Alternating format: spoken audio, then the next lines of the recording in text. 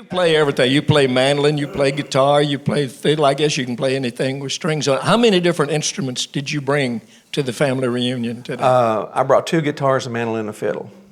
That's just 4. That's all I get in the car. Well, that is kind of a small car. Yeah, that is a small car. You know, me and Uncle Dave, we went all the way to California in that car right there, and Uncle Dave brought him a country ham. He had to have ham every morning for breakfast, and he'd take that ham with him.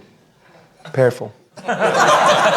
Is there anybody in this room that does not do an impression of Bill Monroe? He's the most imitated guy, I guess, in the world.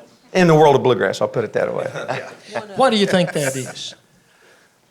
He was so funny. I mean, he didn't think he was a bit funny, but he was funny. He was hilarious. And, well, just talking about the ham thing, I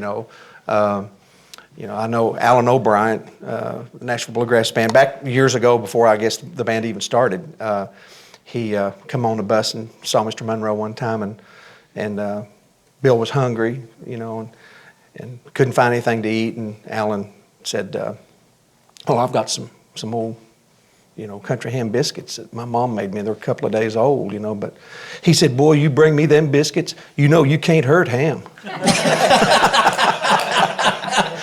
Now, can't hurt ham. I mean, think about that. You can't hurt ham. So, Didn't you write a song or something about that? me and Gordon Kennedy, we said it's too much of a great story not to write it, so we wrote it. There are as many Bill Monroe stories, almost, Ramona, as there are Grandpa Jones stories. I don't know how many of them are true, but they're great stories that have been handed down through the years. And we miss them. And they make us smile. Yes, they do. And Sharon was talking this morning. She said she had Bill Harrell on her mind so strong today.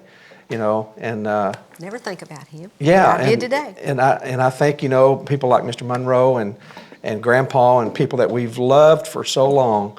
I think I think today, and Josh and people like that's gone on, and I just think that they're happy that we're all together, playing and talking, and our friendships are still good, and I think that's pleasing to them. And carrying the music on. Now, yes. Do you feel like, I've heard you talk about this a little bit, do you feel like it's kind of almost your duty to carry on Mr. Monroe's legacy, to kind of be the leader of the parade in bluegrass music? I don't think I'm any more important doing that than any of us. I think we all have if we love the music, we all have a heart to do it. It's really the heart. It's not necessarily a job or, it's kind of an adventure sometimes. But I think it's as much, you